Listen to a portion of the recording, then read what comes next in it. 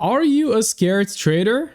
Do you rush to move break-even as soon as price moves in your direction? Do you rush to take partials as soon as you have some profit on the table, fearing that it will disappear? Do you rush to trail your stop loss into profit and choke the trades to ensure you get something out of it, but just not a break-even, right? Those are all traits of a scared trader. You're fearful to lose a trade or lose your floating profits. As a result, you end up choking your trades and end up taking lots of break-evens. And I'm sure you have situations in which you take a break-even trade and then it goes to hit your take profit afterwards, right? It's very painful. So, a confident trader, on the flip side, will leave his stop loss where it was initially and allow the trade to breathe. He will not take partials before his take profit level is met. He will also not trail his stop loss, but actually he will try to scale in to increase his profits.